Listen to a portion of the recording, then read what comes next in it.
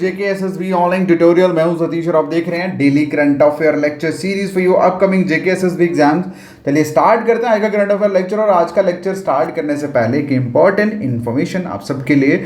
JKSSB exam की तैयारी कर रहे सभी फ्रेशर्स, एक्सपीरियंस, मतलब जितने भी कैंडिडेट्स हैं उन सब के लिए हम लोग एक स्पेशल ऑफर लेके आए हैं, जिसमें हम JKSSB के सारे के कोर्सेज प्रोवाइड कर रहे हैं सिर्फ 497 में। मतलब VLW, SI, फाइनेंस, नेप्सिल, जूनियर असिस्टेंट, सब ये जितने भी आपके एग्जाम्स हैं JKSSB के अंडर, उन सभी के कोर्सेज हम प्रोवाइड कर रहे हैं सिर्फ 497 में विद लाइफ टाइम वैलिडिटी। ठीक है, ये ऑफर सिर्फ और सिर्फ आप 48 आवर्स के लिए वैलिड है। बाय करने के लिए आप इस नंबर पे मैसेज कर सकते हैं 7006332724।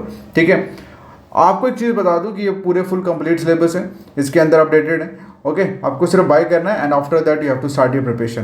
क्लियर है? चलिए स्टार्ट करते हैं आज का लेक्चर। और आज के लेक्चर का हमारा पहला क्वेश्चन है कि इंडिया का पहला इंडिजीनियस होता है स्वदेशी, मतलब अपने देश में बनाया हुआ, ठीक है, ई ट्रैक्टर प्रीमा ET11, मतलब ये मॉडल है ई ट्रैक्टर का। ठीक है, ये किस इंस्टीट्यूशन द्वारा डेवलप करा गया है, क्वेश्चन में ये पूछा गया है। तो इसका जो आंसर है दैट इज CSIR। CSIR की फुल फॉर्म अगर मैं बताऊं तो that is council of scientific and industrial research. क्या? Council of scientific and industrial research. ठीक है, इंडस्ट्रियल रिसर्च का ये जो central mechanical engineering research institution है ना दुर्गापुर में, इन्होंने ये ई ट्रैक्टर प्रीमा ET11 डेवलप करा है। ठीक है, चलिए अगला जो क्वेश्चन है पूछा गया है कि इंडिया ने किसके साथ पार्टनरशिप करी है, मतलब किसके साथ पार्टनर बने हैं इंडिया, किसके लिए? For mighty national science foundation research collaboration के लिए। ठीक है, अच्छा आपको एक चीज़ मैं बताता हूँ, ये जो माइटी लिखा है ना यहाँ पे, माइटी की फुल फॉर्म है ministry of electronic and information technology. ठीक है, क्या है इधर लिखता हूँ मैं, that is ministry of electronic and information technology. ठीक है, टेक्नोलॉजी। अच्छा, ये बेसिकली एक एग्जीक्यूटिव एजेंसी है हमारी यूनियन गवर्नमेंट की, ठीक है, इंडिया की। तो अब मतलब इन शॉर्ट अगर मैं बोलूं कि इंडिया ने किस कंट्री के साथ पार्टनरशिप करी है national science foundation research collaboration के लिए, तो इसका जो आंसर है दैट इज USA। क्या आंसर है? USA के साथ कोलैबोरेशन करा है। ओके, चलिए नेक्स्ट जो क्वेश्चन है पूछा गया है कि कौन से इंस्टीट्यूशन ने रिसेंटली अप्रूव करा है $25 मिलियन का प्रपोजल जो सबमिट करा गया था इंडिया के department of animal husbandry and dairying द्वारा। तो किस इंस्टीट्यूशन ने ये अप्रूव करा है $25 मिलियन का proposal? That is G20 pandemic fund द्वारा। ठीक है, G20 पैंडेमिक फंड ने $25 मिलियन का जो प्रपोजल था Indian department of animal husbandry and dairying द्वारा, मिनिस्ट्री ऑफ डेयरिंग एंड उसके बाद ministry of fishery, animal husbandry and dairying, ठीक है, गवर्नमेंट ऑफ इंडिया द्वारा ये इसका जो प्रपोजल है वो एक्सेप्ट कर दिया गया है G20 पैंडेमिक फंड के द्वारा। क्लियर है? अगला जो क्वेश्चन है पूछा गया है कि कितना शेयर प्रोवाइड किया गया है सेंट्रल द्वारा। ठीक है, सेंट्रल द्वारा किसमें? इम्प्लीमेंटेशन ऑफ प्रोजेक्ट, मतलब जो प्रोजेक्ट जो इम्प्लीमेंट कर रहे हैं under north east special infrastructure development scheme है।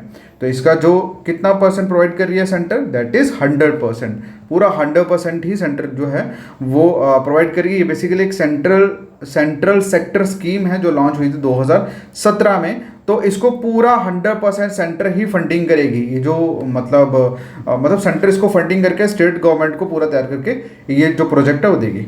नेक्स्ट जो क्वेश्चन है पूछा गया है कि कौन सी कंट्री होस्ट करने वाली है वर्ल्ड वाटर वीक 2023 का इवेंट। वर्ल्ड वाटर वीक 2023 का जो इवेंट है कौन सी कंट्री होस्ट करने वाली है? तो इसका जो आंसर है दैट इज स्वीडन। क्या आंसर है? स्वीडन। ओके, क्लियर है?